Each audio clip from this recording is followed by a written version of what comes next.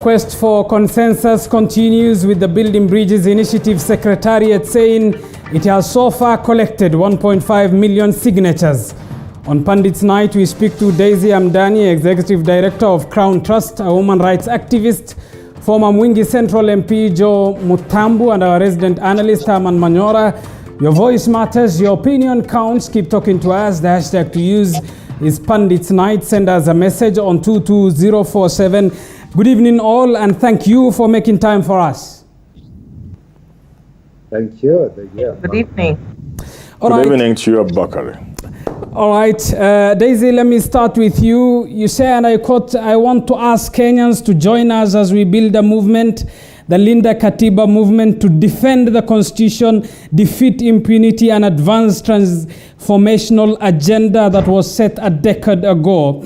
You said this at a press conference that rebuked the BBI, for the lack of a better word.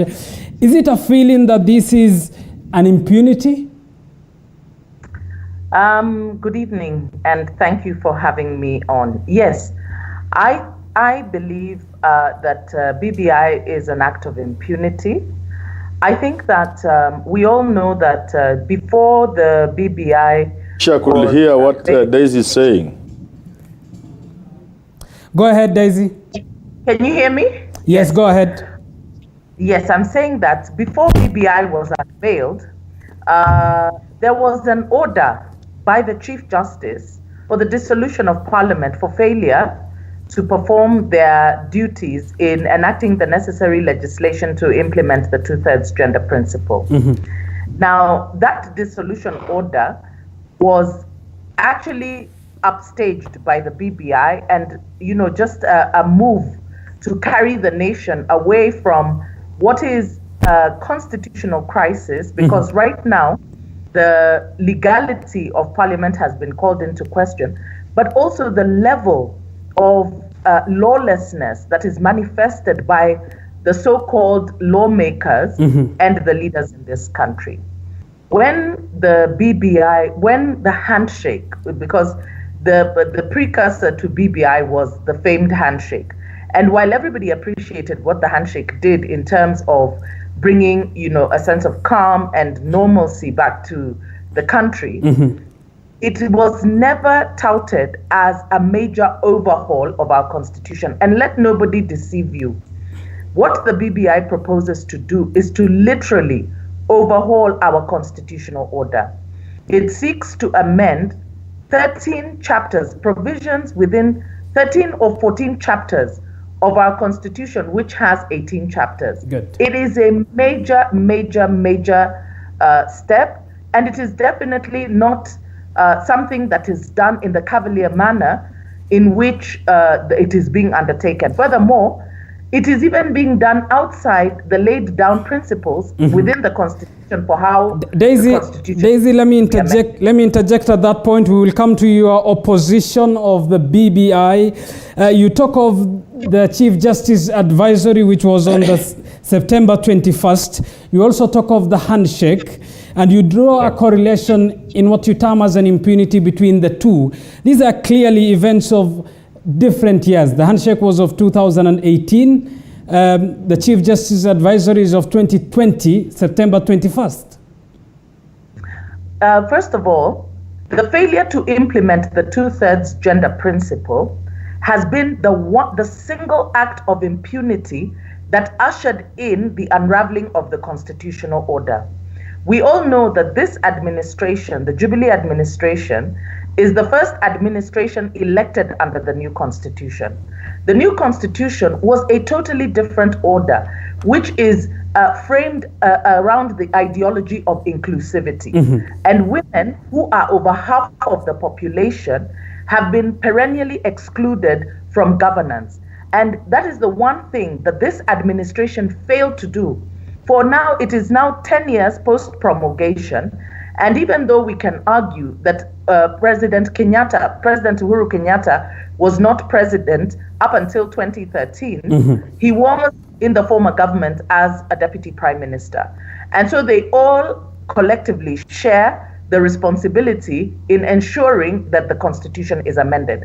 I am on record, and I want to reiterate that the one thing that this administration and the political leaders did to begin to undermine the Constitution 2010 was to refuse to implement the 2/3 gender principle. So that in itself is an act of impunity, and an act where the president essentially exercises veto power over constitutional provisions, because constitutional provisions are such that they are supposed to be implemented. All right. But by their act of impunity, they refused not only to implement, but have gone on to then ignore the Chief Justice's order, which is a constitutional provision that when Parliament fails in its responsibility, anyone can petition the courts for the dissolution of Parliament, which is what we did. All right, Daisy. In 2016. All right, Daisy, and we will come to the BBI and the gender question a little bit later in this discussion. But let me bring Herman to the discussion. Herman Wanyora is our resident analyst. Herman, Daisy also alluded to the question of inclusivity. The report talks about the word inclusion at least 21 times in the entire report, seen as though there are voices that feel as though they were not included. How inclusive is this report? How inclusive is this then referendum that is staring? I think inclusivity must be perhaps looked at in two ways. One is those who gave their views feeling that they were not included. To that extent, they think there was no inclusivity. But I think generally we agree that inclusivity means that this BBI process that will end up with a referendum and perhaps then an amendment to the Constitution will bring all Kenyans on board, so that there are those sections of society that have felt marginalized, that have been left out, including women. For example, the BBI report and now the bill seeks to do what Daisy Amdani and her friends have been clamoring for. In other words, let there be no gender that occupies more than 2/3 of Parliament, for example. This BBI does that for women through, I think, Article 43. It touches those things that affect women most, water, education, health, and then that means you are including women. It says to include young people by specifically coming up with the Youth Commission and those other provisions about help, about tax holidays. So that is the kind of inclusivity we are talking about. And then at the level of the executive, the structure of government, it does what has been called expansion. And it is felt if you have 5 as opposed to the initial 2, where you had the deputy and the president, and now you bring in the prime minister to add to those 2 and these 2 deputies, then to that extent, then you are bringing more people on board. And that then is how they are handling the issue of inclusivity.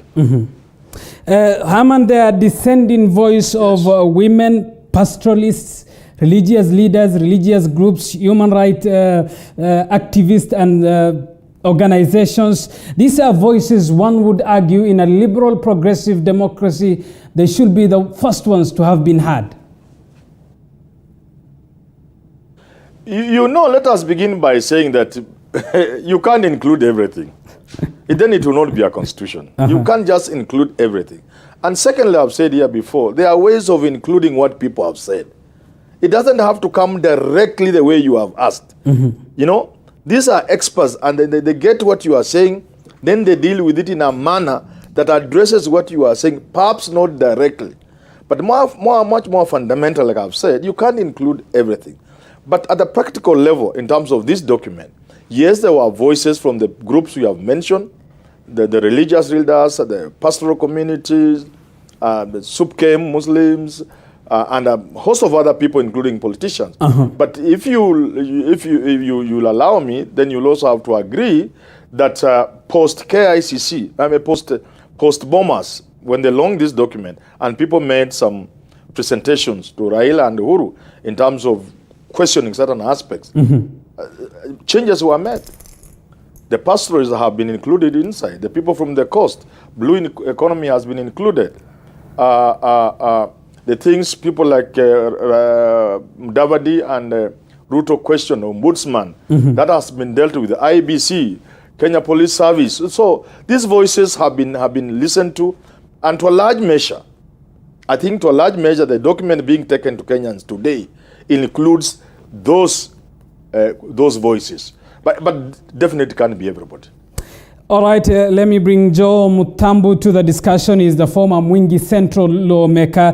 Joe, 1.5 million Kenyans have already appended their signature in support of this bill, this referendum push. Are the bridges near being built? Are they almost done?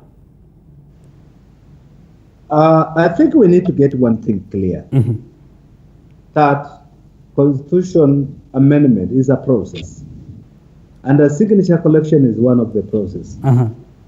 Once signatures have been collected, that does not mean that the document has been passed.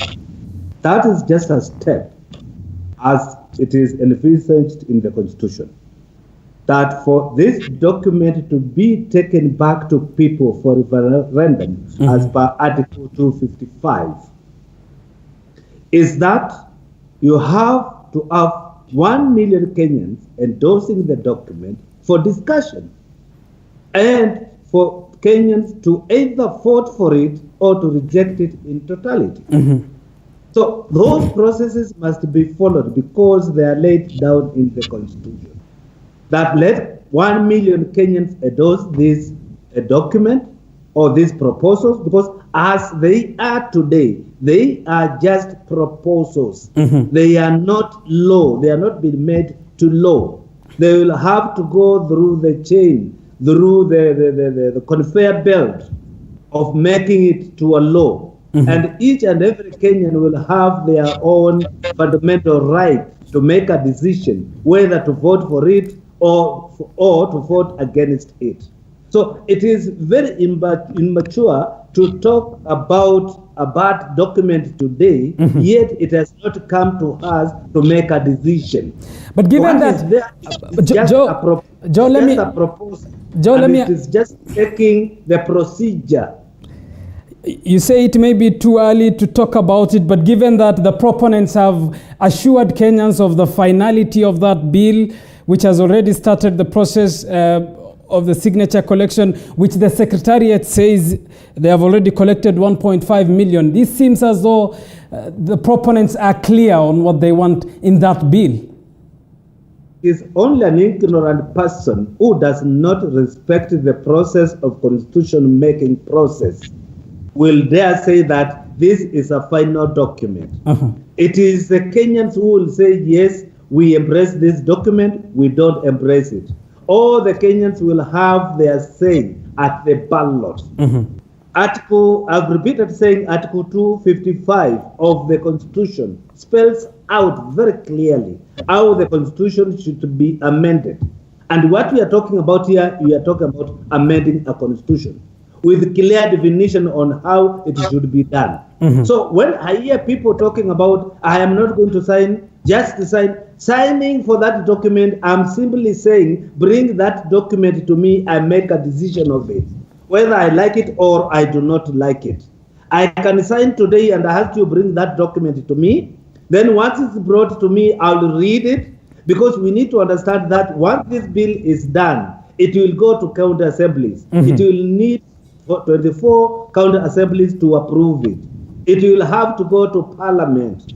And when matters are being discussed in parliament, I've been in parliament. And once a bill is brought in parliament, there is a room to say we approve this document with certain amendment. Clause 1, 2, 3 should be amended to read like this and to read like that. And once the final document has been now produced, it will be taken to people. It is that document I will be more interested to read than the draft we have today. I will be more interested to read the document which I will vote for as opposed to what I have today. All right. And it is that time I will make a decision and say I'm voting for it or I'm rejecting it in totality. So when we start now inciting Kenyans, no, this is a bad document. The Constitution, amendment of a Constitution is a process whereby any person, including my good friend Manyora and Daisy, can initiate the amendment of the Constitution. All right, Joe. Whatever they think forward, it is now the responsibility of the Kenyans to say yes or no once it has passed all the stages.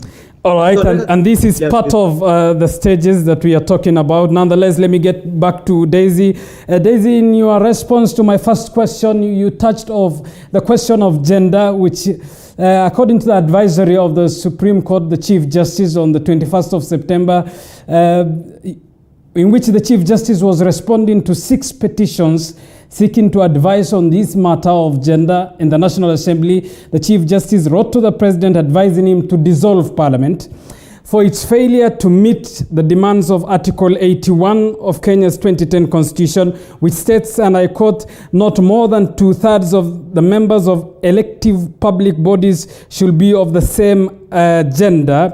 Looking at the BBI report and the proposal the BBI report is putting forth, each county is supposed to elect 2 senators, 1 male and another female. You are not contented with that? First of all, let me say this. The Constitution 2010 is a consensus document. Manyora comes and says that the BBI has essentially included the views of many people. The process that led up to the 2010 Constitution was such a rigorous process. The CKRC went around this whole country collecting views from a cross-section of Kenyans, more views than anyone else. And when the committee of experts sat, they consolidated the WACO draft, the CKRC draft, the Sulumeti draft, all the drafts that had been done over the years. And that represented the views of Kenyans. Now, when you talk about the provisions of the gender provisions now being proposed in the BBI, this is problematic because it is this same leadership that has thwarted every effort to give a mechanism within Parliament. But when it suits them, they now come with proposals, but they have also put in there a sunset clause because the problem, first of all, was not even in the Senate. In fact, the Senate was near the 2/3 because they have the 16 women who are nominated. And actually, 16 is a hard third, you know, but of course, when you take the collective house, then it fell short. However, the problem was in the National Assembly. So they've moved the women reps from the National Assembly into the Senate. They've increased the number of members in the National Assembly, and then they have put a sunset clause for the 2/3. Now, the sunset clause for the 2/3 should not be there because the 2/3 is a principle that stands in perpetuity. That in the Republic of Kenya, there should never be more than 2/3 of the opposite gender in any elective or public body, elective or appointed public body. So the BBI doesn't answer that question. It simply creates a new problem. It moves women from one place to another, expands the National Assembly, creating a situation where it is very possible that there are certain areas that will not have female representation in the National Assembly. Okay? So they're tampering with their lack of enthusiasm to implement the 2/3 gender principle for the last 10 years is manifested in the proposals in the BBI as being dishonest, because what it is one of those add-ons that came after the fact. So it was never even in their mind's eye, even at a time when the Chief Justice had already given the advisory. So by the time BBI was being launched and the proposals, for if they were sincere about responding to the Chief Justice's advisory and resolving the issue, it would have come out. But it wasn't until a coterie of women under the Embrace movement went and had a sit down with the president and the Right Honorable Prime Minister that then their views were considered. Now that's another thing. Daisy, let me interject at that point. Allow me to ask this. if then the Senate, as per the BBI, will be the upper house, and you say they are moving from Parliament to the Senate, and there are 47 women senators, and there are equally 360 elective positions that will be up for grabbing, one would suppose that that at least and at best cures the gender parity question. It doesn't. Because the gender parity question is only cured when you have a proper mechanism that tells you how it is going to happen. We've had the provision for not more than 2/3 since the promulgation of the Constitution. It's in the Bill of Rights, Article 27(8), that requires that in any elective or appointed public body, there shall be no more than 2/3 of the same gender. Article 81B simply reiterates 27(8). What 77B of the Constitution in the counties actually gives a fallback that even if they are not elected, then they should be nominated. Now, the problem is that there has been no deliberate effort from the political parties to actually implement the 2/3, because the mechanism should actually be within the Elections Act. And that is the import of a court case of 2017 by Katiba Institute, where an order was that all political parties in the forthcoming general election, that would be in 2022, are required by law now to submit lists of candidates, those that will be on the ballot that meet the 2/3 gender principle. But you see, that still doesn't guarantee, because you can be on the ballot and not get elected. Oh, fair enough, fair enough. So we need guarantees, and those guarantees are not there. All right, so the BBI, all right, Daisy. you know, all right, Daisy. We have exhausted on that. Nonetheless, it's a topic in discussion, and we'll come back to that. Nonetheless, let me get back to Joe. Looking at, and I still ask this question on the question of inclusivity.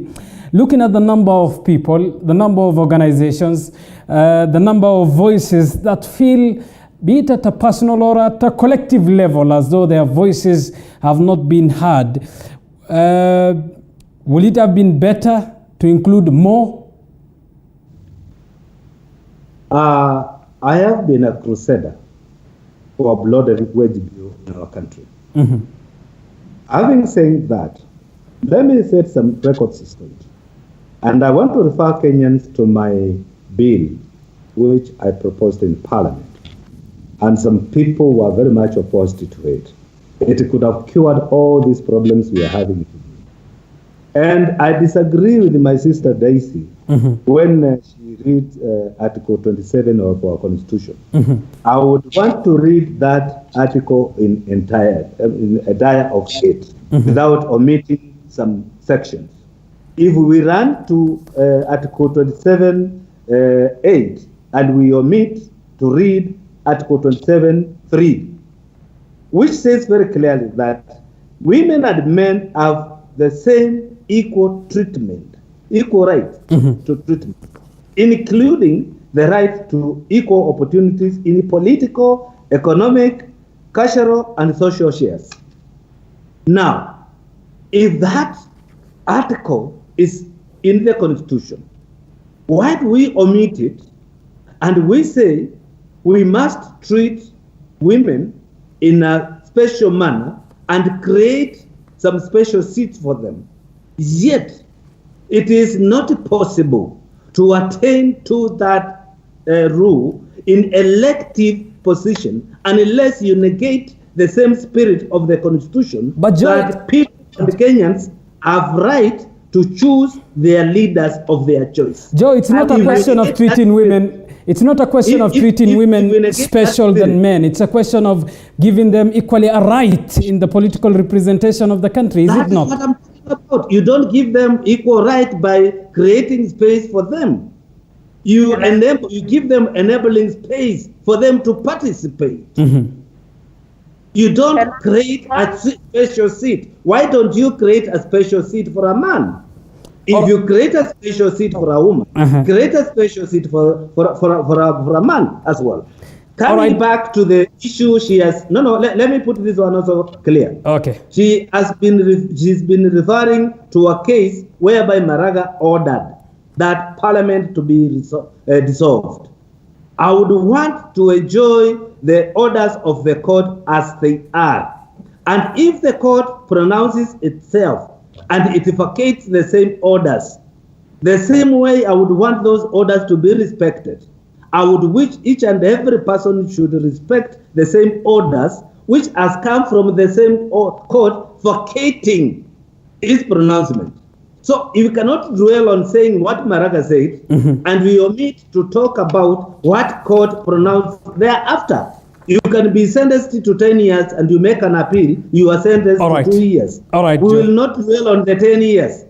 The latest pronouncement of the court takes precedence of all the other pronouncements. All right, Joe, hold on that thought. Hold on that thought, and before I give Daisy on what Maraga said. All right, Joe, hold on that thought, and before I give Daisy a chance to respond, you talk about your bill probably would have been a solution to this. I suppose you mean the bill where you wanted the counties reduced from 47 to 10 or 11 thereabout. Is it so? In that bill, I had proposed... I'm asking, is it that one first? Yes, and in that bill, I had proposed to scrap Article 27(8) so that it is not on our neck. All right. Had we done that, we would not be talking about this. So I said that. I proposed that.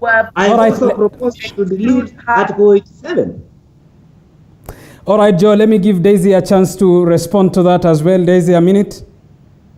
Please understand that his proposal was to exclude over half of the population. And when he talks about reading the Constitution, Article 27 in totality, I refer him to Article 27(6), which speaks about addressing the marginalization that have been suffered by previous groups, by certain groups because of previous practices, culture, tradition, and other reasons, and put in place policy, legislation, and other measures, including affirmative action.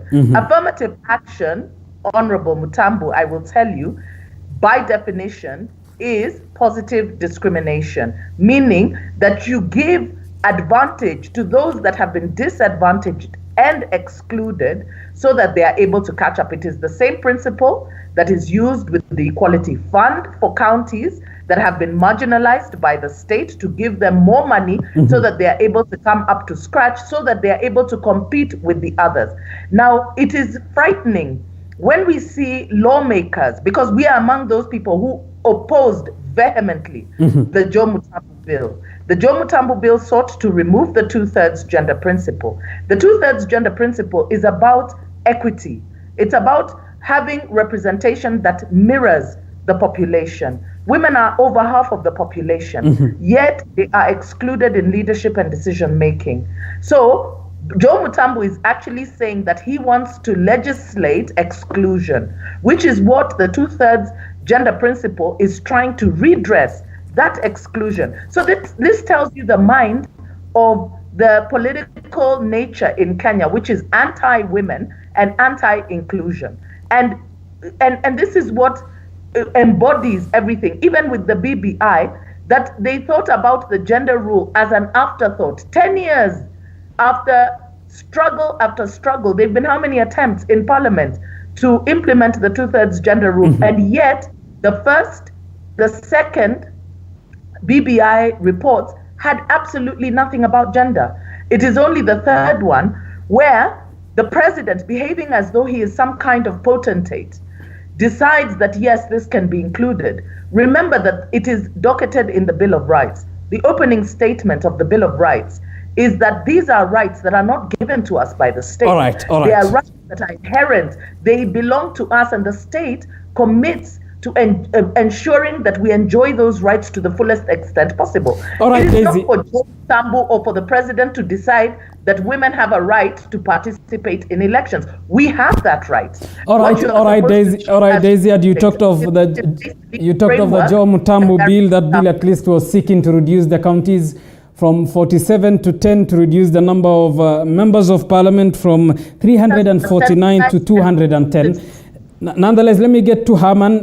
Herman, just on the question of gender and gender parity, there are countries in the world, some of our neighbors who have achieved that. talking of Ethiopia, talking of Rwanda, are they best example? Are they not best example to mirror out and perhaps solve this puzzle once and for all? You see, they operate different political systems. Our political system, which we have operated from independence, is a kind of democracy where people compete for power. You get it? Individuals compete for power. And it will therefore be very difficult. I want to use the example of Matiba. God rest his soul. Ken Stanley Njindo Matiba. If you look at his life, he prepared from the time he was a young man in the civil service to become president of this country. And he worked on that trajectory. It is clear, even without him writing about it, it was so clear. Equally, there are smaller people at lower levels who start their career working in the public service or in business or wherever it is, but their eye is on a parliamentary seat. That when I am 50 years, I will have done so much, I will have done this, and I will be member of parliament for Hamisi. Now, in that kind of democracy, you cannot come at the tail end of somebody's dream and tell him, look here, now Hamisi constituency cannot produce a man. It must produce a woman. Look at how you have crushed somebody's dream. As Lupita Nyong told us, all our dreams are valid. You see what it is? But in the countries like the ones you have cited, like in Rwanda, it is not individuals who campaign. The competition is between, say, political parties. You get it? Where we have this mixed proportion and all manner of things, including South Africa, UK, whatever, in one form or the other. Where the party in power then decides who to give that seat. I mean, literally speaking. You get it? That's not our politics. That's not our democracy. Our democracy is quite different. Our democracy is where men and women compete for power. You get it? Not political parties. There's a difference.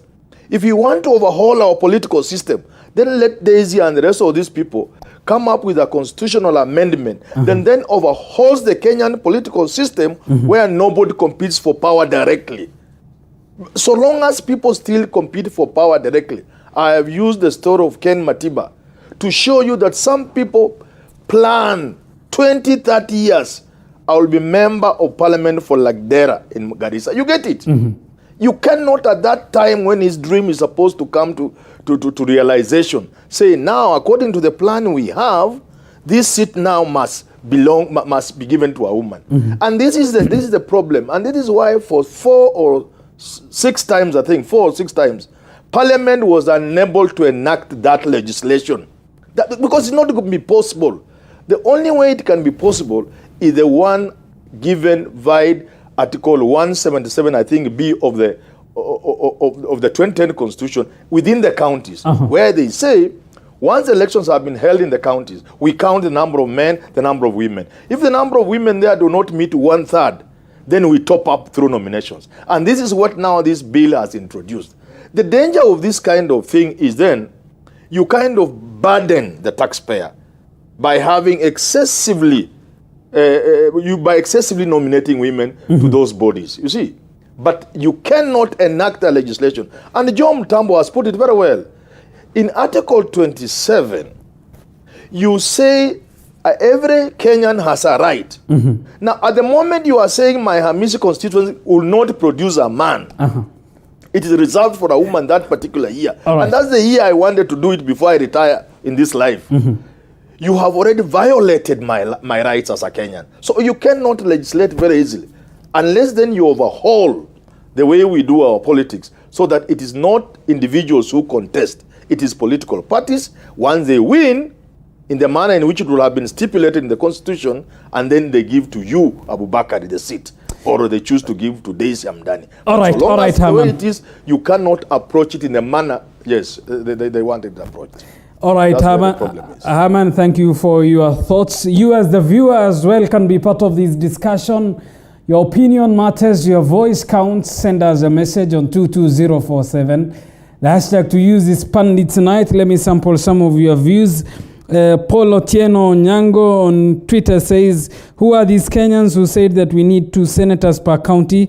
Which Kenyans said that we need more MPs and expanded executive? This is a complete lie, Paul says on Twitter. On Facebook, Peter Kajuma says, where do they get the number and the booklets? They are still with Nyumba Kumi rather.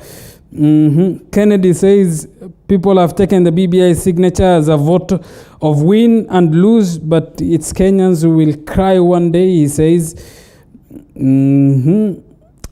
Another Kennedy says this BBI will cost Kenyans. Keep talking to us. Send us a message on 22047.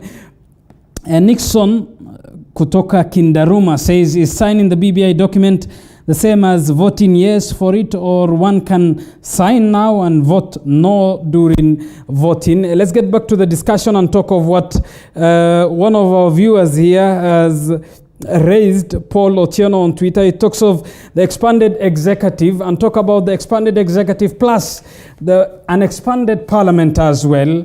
There will be, if this goes through, 360 elective positions in Parliament, the National Assembly for that matter, 94 a total of the 47 male-female senators in the 2 counties. Herman, or let me get to Joe. Joe, which begs the question, is it then of power and positions or really about the people? One thing I said, and I'm going to repeat, and I have no apology to make, that I am a crusader of bloated wage bill. Kenyans cannot. There are things Kenyans cannot afford.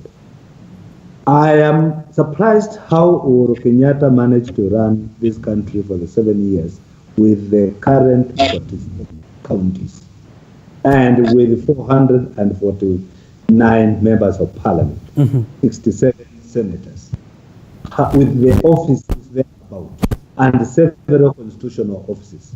This constitutional requirement is what is draining this country to the pit.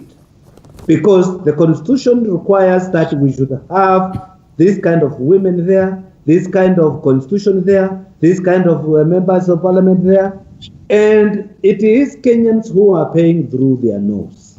We do not get this money from anywhere else. We get it from our taxes, what we pay. And that's why I'm saying I will not worry much today to argue about somebody's proposal. That someone has come up with a proposal to amend the Constitution. I will give him that democratic right to exercise his democratic right to bring the proposal. I will exercise my democratic right to say yes or no once the referendum is called. Otherwise, we will be having all this argument. You will be seeing Daisy being so agitated. Article this of the Constitution is saying this and has not been implemented. Maraga said this, that has not happened. Everybody will be crying for their own rights. Women will be singing and dancing on the other side saying that our rights has been violated. Our rights has been violated. The Constitution, the law is not for particular race or for particular type of a group of people. It is for each and every person who lives in that state. Their entitlement is equal. 100% equal. All right. There is no one who has 130% equal. They should be treated in a different manner so that the issue of gender parity is achieved. What we need to be talking about is to giving each and every person a democratic space to participate. And you should be democratic enough to accept the outcome. If I was a woman, I would, and I love women. I have 2 beautiful women in my house, including my mother who gave birth to me, and I respect them a lot. But we cannot build them by saying that we have to sit down and discuss how to allocate them seats somewhere. That is not elective position. We are mixing 2 issues. If it is elective, let it be purely elective. If it is the representation of another manner, let us create special seats for women, and then now let us address I said, let us address the other articles in the Constitution, which also takes away the right of other gender. All right, Joe, we have moved with so respect. We have moved from the question. With respect, Joe, we have moved from the question of gender. We are now talking about the question of an expanded executive and the legislature. Let me bring Daisy to the discussion. 360 elected MPs from single and multiple member constituencies, 94 senators, each county having a male and female. Given that a parliamentary report shows that it costs an estimate taxpayer 30 million shillings to maintain one MP for 1 year. This is not inclusive of grants, mortgage, and other service and expenses. This definitely is a hit on the taxpayer's pocket. Okay, let me say this, and I want to debunk certain things. We commissioned a study in 2015, which was carried out by the Institute of Economic Affairs, to look exactly at that issue of the so-called wage bill.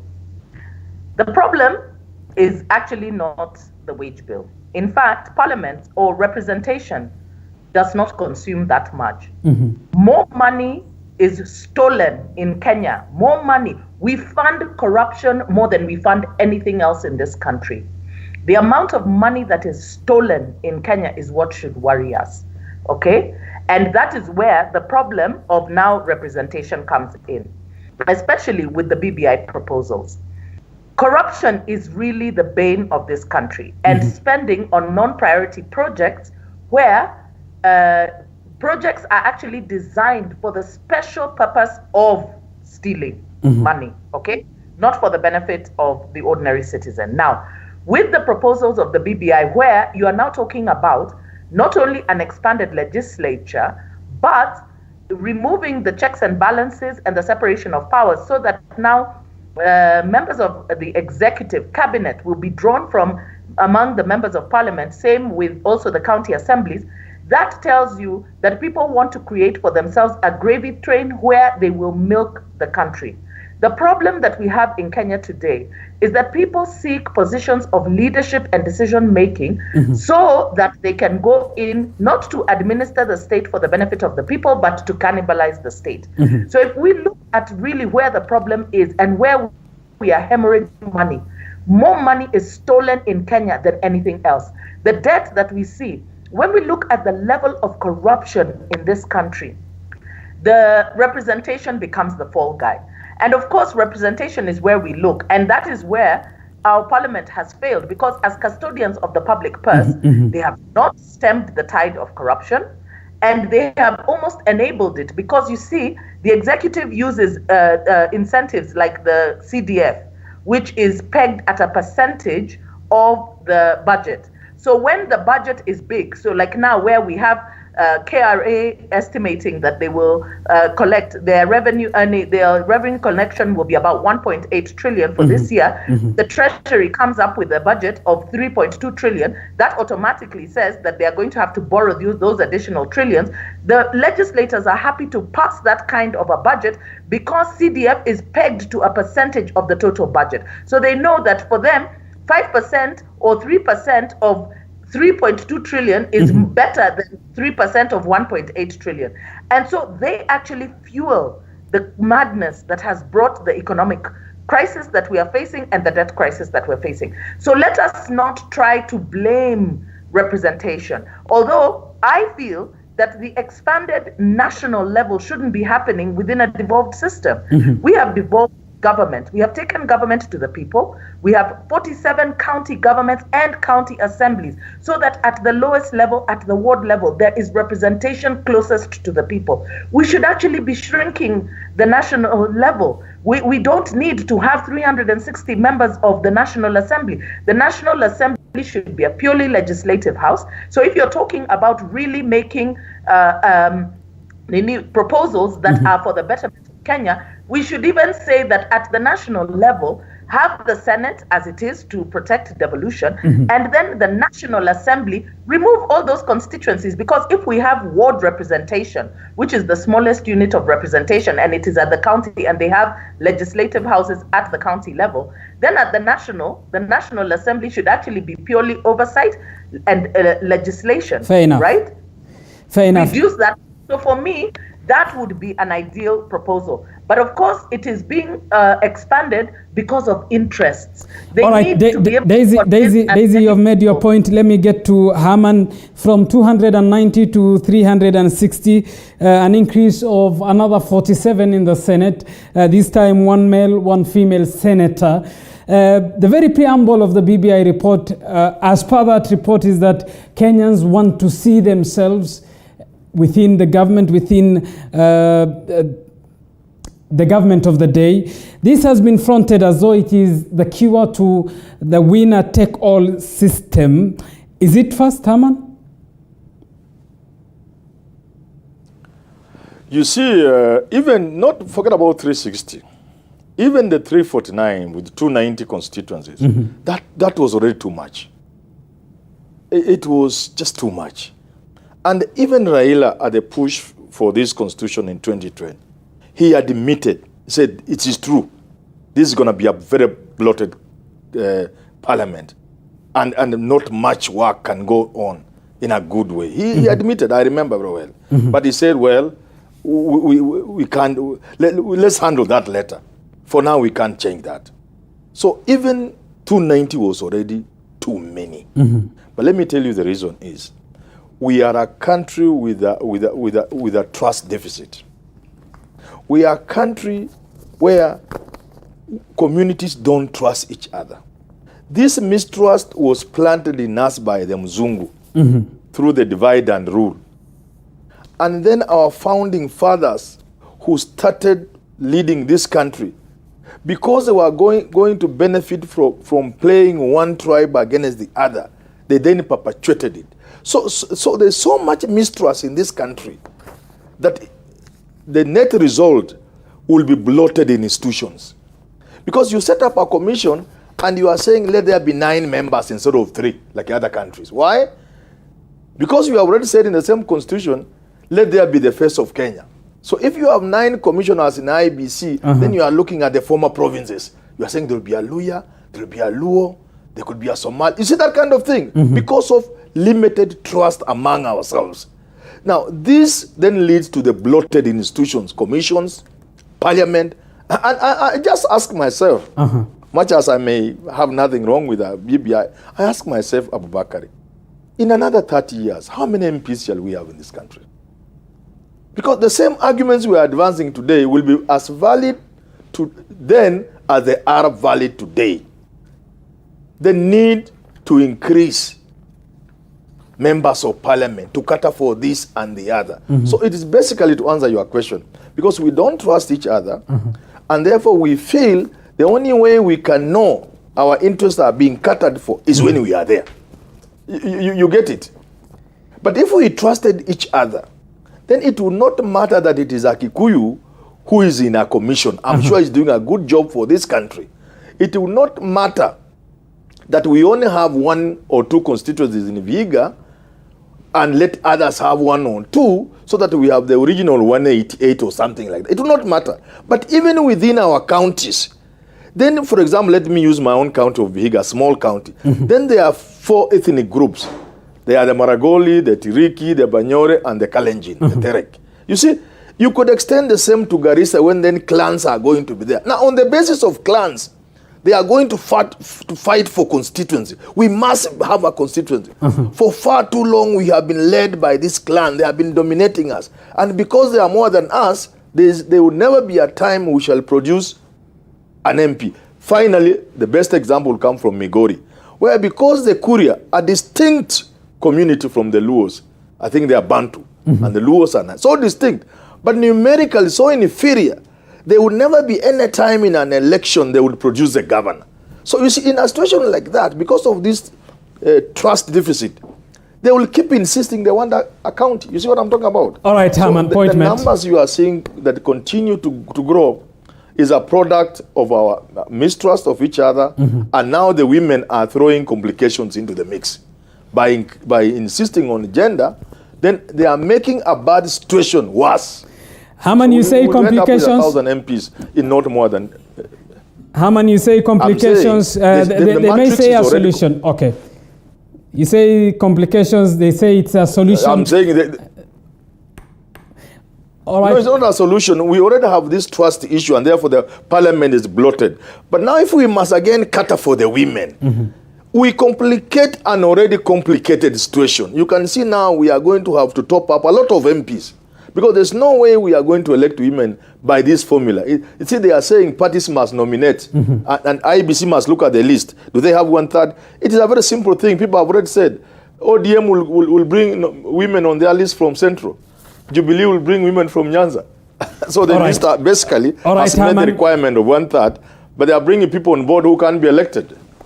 All right, Herman, because of the interest of time, Joe, one final question.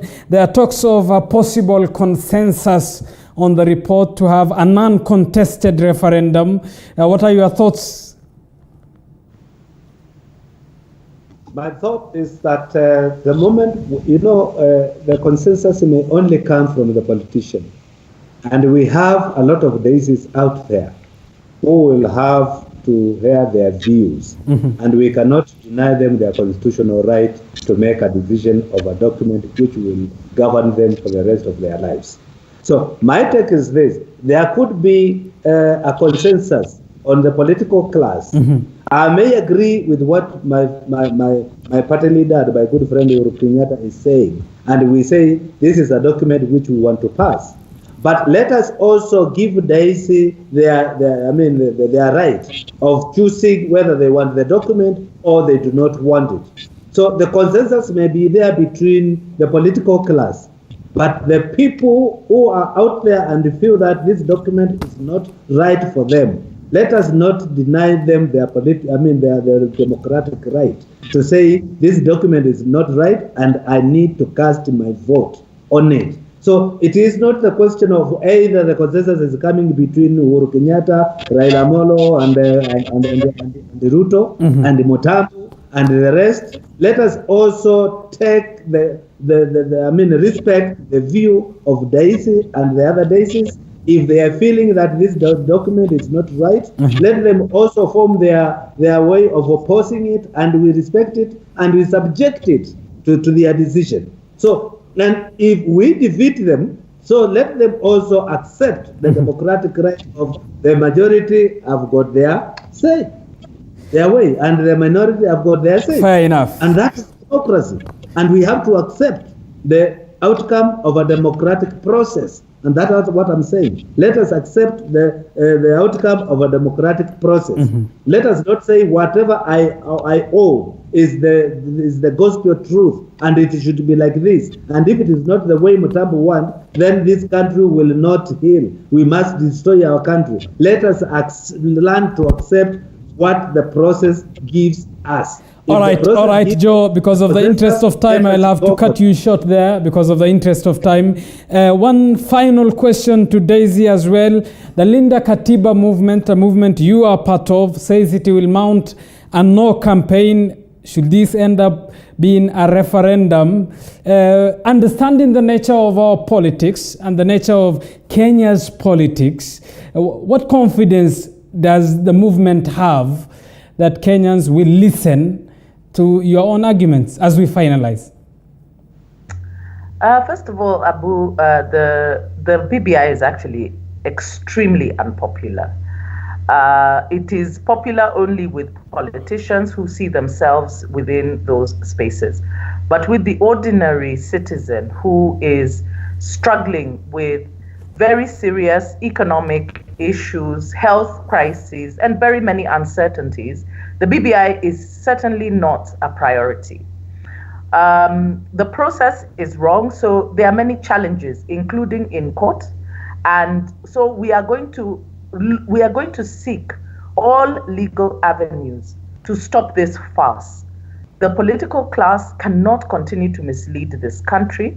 We are confident that, in fact, the Kenyans are actually firmly on the side of no referendum. BBI is unpopular.